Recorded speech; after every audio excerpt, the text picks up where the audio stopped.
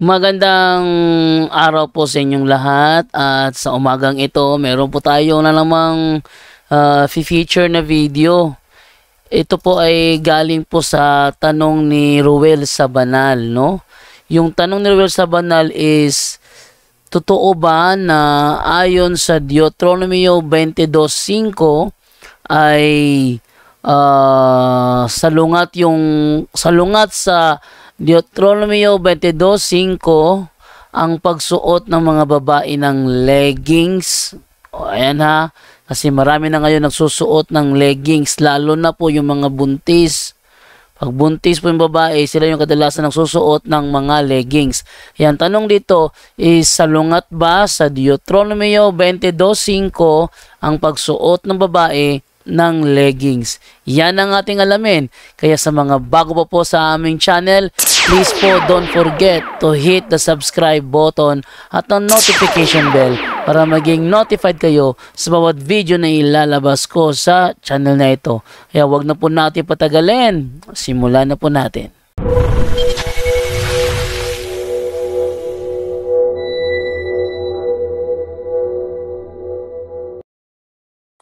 Mayang gabi sa tanan. Bro, akong pangutana bro is, di ba gibawal man sa Deuteronomio 22:5 ang pagsuot og mga short or leggings? 20. Kanang sa sports bro, kanang gagmay kay mga short. Nakasala ba na sila na bro? Mahilang gipang suot? Hindi, wala sinasabing bawal ang leggings sa 22:5. Wala sinasabing bawal ang leggings doon. Ang sabi doon, ang lalaki, wag magdamit ng babae. Teka, labas ko muna yung talata, ha? Okay, eto kasi sinasabi dito, no? Deuteronomy 22:5, walang sinasabing leggings dito. Sabi ganito, no? Wait lang. Sit ko na sa Bible yung isang screen natin. Ayan. Sabi, hindi dapat magsuot ng kasuotang panlalaki ang mga babae at ang mga lalaki ng kasuotang pambabae, dahil kinasusuklaman ng Panginoon ng inyong Diyos ang gumagawa nito. Yun sinasabi, walang kinalaman ng leggings dito. Maliban siguro pag lalaki nagsuot ng leggings. Yun. Kanang magba kay short bro sa sports. Ay wala, kasi kung magpataas ka ng short sa sport, gaya ng halimbawa ng volleyball, kung matiklop yung yung binti mo, di masakit yon. Yang para madaling kumilos. Kung baga sa karate, tingnan mo yung uniforme ng karate, yung judo, aikido, yung uniforme nila. Uso yung karate dati, buhay pa si Bruce Lee. Yung karate dati is ang lalaki.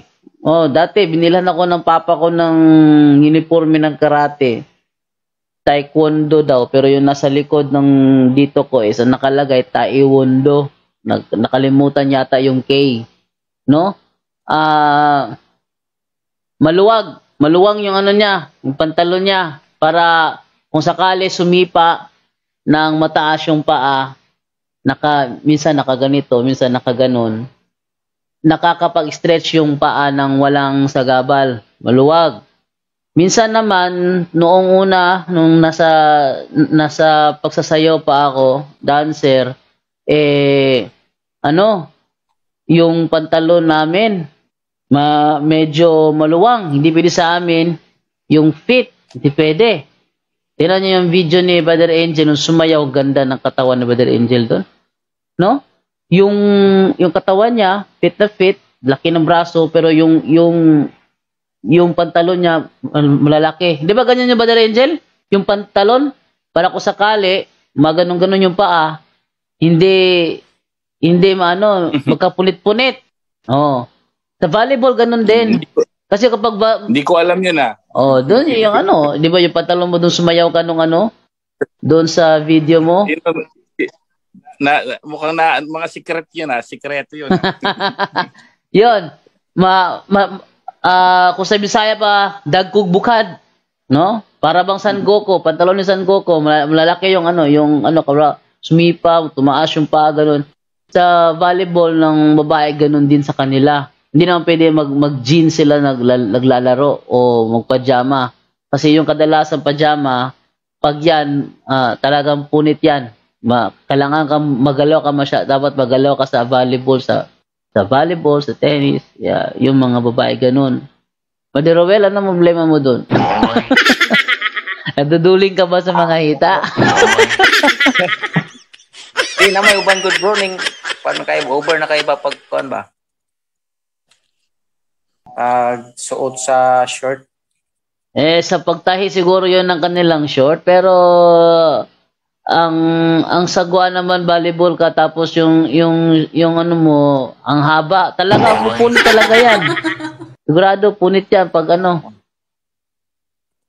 Okay bro, muna na bro. Yun lang. Wala ka nang follow up? Yun lang daw. Okay, so thank you Brother Rowel sa banal sa iyong napakaganda na katanungan, no? Okay, tanda mo ha, ang 22 verse 5, walang sinasabi doon na bawal ang leggings. Bawal lang ang leggings kung lalaki ang magsusuot. Tiyak ang sagwa tingnan. No? Para lang yun doon sa doon sa Cebu, na kapitbahay namin doon sa Cebu sa Cute Pardo, no? Doon sa Cute Pardo, kapitbahay namin doon, naglalakad kami ni Brother Edgar umaga, bumili ng ulam, nakasalubong ba namin kamukha siya nung aktor sa yung Rurouni Kenshin na palabas, yung si Saito Hajime, yung gumanap sa role ni Saito Hajime, kamukha siya. Kung sasali siya sa Kalook-alike contest, at ang gagamitin niyang karakter ay si Saito Hajime, mukha pa lang kuwang-kuha na. Kaso nga lang, nagsusuot ng leggings. Ayun, so, yun ang masagwa tingnan doon. Okay, yes, Brother Angel? Oo, mag-aan tayo, no? Iyaano natin spiritually naman. Dadagdag tayo doon sa sinasabi niya na short, talagang short na. Siguro sa sports medyo baka pa yun, pero yung ordinary days sa iba yun. Iba yun. Iba yun. Iba po yun, ha. So hindi wag nating bakit kaya naging kasalanan? Napakalinaw po nung sinasabi sa atin na yung sinabi ko nung Sunday, magiging sanhi po kasi tayo ng kasalanan, di ba nga? Sabi nga ni Jesus na yung tumingin ka lang na may pagnanasa, you're committing adultery. Impyerno talaga, no? So ang problema rito, bakit nagkakaganyan? Dahil sa suot ng mga babae. So yung short ngayon, ikaw magiging sanhi ng pagkakasala. Ang mahirap dito, mga kapatid, brothers and sisters, ang dami ngayon nanonood, lalo na sa ibang bansa, no? Ngayon, parang na lang no? Yung sobrang iksi, sobrang fitting, as in, lalo na nagsisimba, naka-sleeveless, no? So, iba, spaghetti lang. Alam nyo po, akala natin, lang yun, no? Wala lang. Yung sinasabi natin normal lang, but tandaan po natin napakalinaw ang sa CCC pa lang, 'di ba? Yung sinabi ko nung na this is a scandal too. Scandal 'yon sa CCC 2284, scandal 'yon sa Catholic Church natin, magiging skandalo sa mga tao, plus kung ikaw naman ay magiging sanhi ng pagkakasalan ng mga tao, tingin ng tingin at mag-iisip sila ng masama. Lalo na po din sa mga sa TV ngayon, di ba? Naka-underwear na lang, naka-bra panty na lang, pinapakita pa rin. Nagiging sanhi tayo ng pagkakasala. Akala lang ng mga artista, walang kwenta yon. Pero alam mo naman ng daming mga lalaki, kahit mga babae, mga pinapasuot ng mga lalaki sa TV, alam niyo po, pagdating sa spirituality po, ang ating Panginoong Jesus, careful, very strict po siya sa kanya, no? Kaya nga sabi, magpakabanal.